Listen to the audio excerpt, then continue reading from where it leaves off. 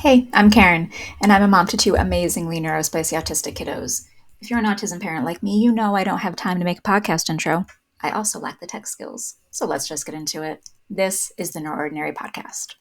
Hey there, and welcome to NeurOrdinary. I'm Karen Casso, a resilience coach, a neurodivergent autism parent, and someone who understands firsthand how hard it can be to find time for yourself when you're navigating the unique challenges of autism parenting. So, let's start with the truth that might feel a little too familiar. Parenting's already a demanding job, but parenting a neurodivergent child can sometimes feel like you're running a marathon with no finish line in sight. The constant juggling act, the unexpected twists, the emotional energy that you have to expend, it's a lot. So here's a question I have for you today. Where do you fit into all of this? When was the last time you took even 5 minutes to focus on you? If your answer is, I don't even remember, trust me, you are not alone. But here's what I know.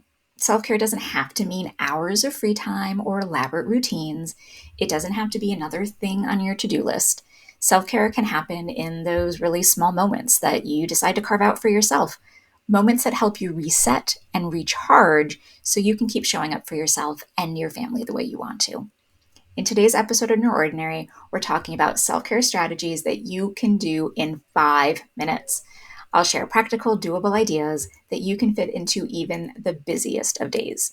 These aren't just tips I've read about, they're strategies I use myself as a parent navigating the same challenges you face. By the end of this episode, you will have a toolkit of simple self-care practices that can make a big difference in your day-to-day life. So, whether you're listening during a rare, quiet moment or multitasking with your never ending to do list, I hope these ideas resonate with you and remind you that you matter too. So let's dive in. Number one is the reset breath, a quick calm in the chaos. Let's start with something that takes literally less than 30 seconds, and that's the reset breath. This is my go to self care tool when I feel stress creeping in or when I need to reset my mindset before responding to a challenging situation. Here's how it works. Inhale deeply through your nose for a count of 4. Hold that breath for 4 seconds. And then exhale slowly through your mouth for 6 seconds. That's it. I remember one morning when everything seemed to go wrong at once. One kiddo's sensory sensitivity was in overdrive.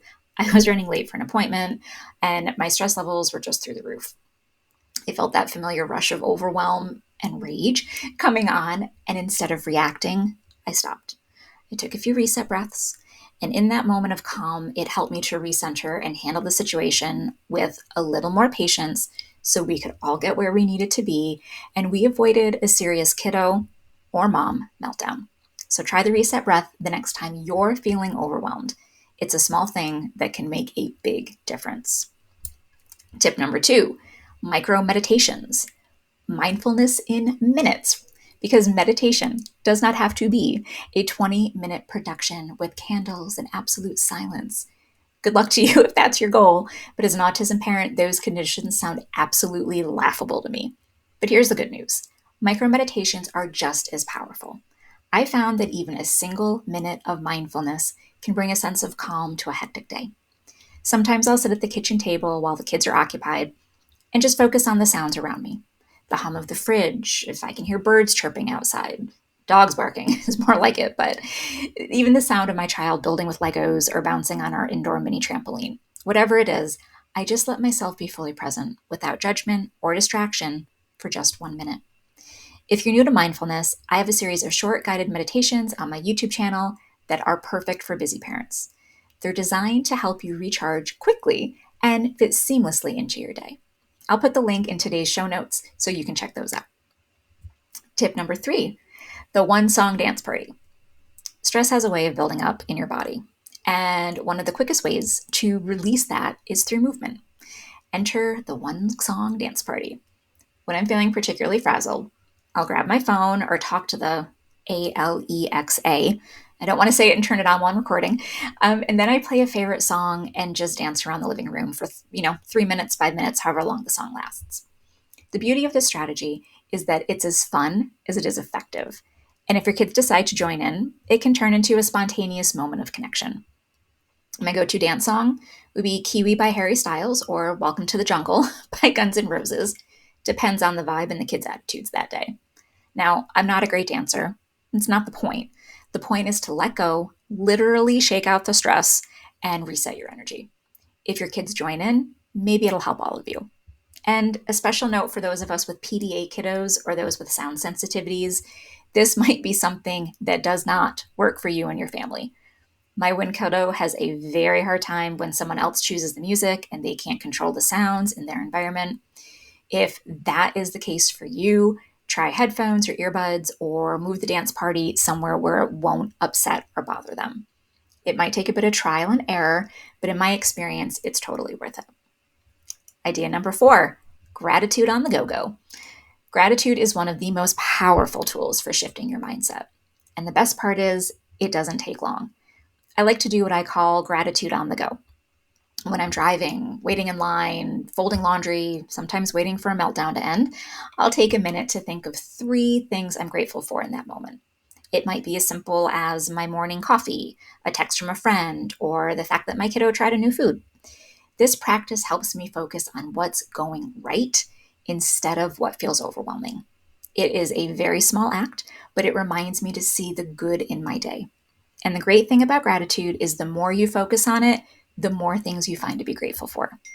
Share those feelings with your kids. Help them see the things in the world that are beautiful and worth appreciating. It'll go a long way toward helping you both develop a growth mindset, an appreciative attitude, and resilience. Idea number 5 is the magic of stepping outside. One of the simplest yet most effective ways to reset is to simply step outside. Even if it's just for a minute, the combination of fresh air and a change of scenery can do wonders for your mood.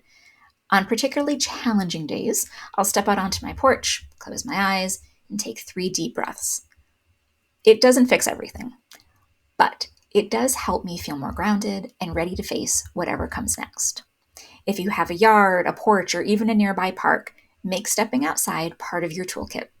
It's a small act that can create a big mental shift. And this one is adaptable too. If you can't leave the house or step away from your kiddos for even a minute, I've had those days too. Maybe you could open a window and stand there for a few moments with the fresh air on your face. Perhaps you could find a nature video to watch. I know it's not the same thing as seeing nature in real life, but even just visualizing nature can help calm our brains and reduce our stress hormones. The key about this is to be intentional. So, now that we've gone through, let's take a moment to recap the 5 self-care strategies we covered today. The reset breath, a quick grounding tool for stressful moments, micro meditations, finding mindfulness in small pockets of your day. The one song dance party is a fun and energizing way to release stress. Gratitude on the go helps you shift your focus to what's going right. And finally, number 5, stepping outside. It's a simple reset for your mind and body. I hope these strategies remind you that self-care doesn't have to be big or complicated. It's about small, intentional moments that help you recharge and show up as your best self. Thank you for spending these minutes with me today. If you've enjoyed this episode, I'd love for you to check out my Substack, where I share more self-care tips and reflections every week. And if mindfulness interests you, my YouTube channel is full of short meditations designed just for parents like you. I'll post links to both of them in today's show notes. New episodes of the NeurOrdinary podcast drop every Thursday. And if you found this episode helpful, please share it with other autism parents you know who might benefit from these insights. And whatever you do, keep it spicy. We'll see you next week.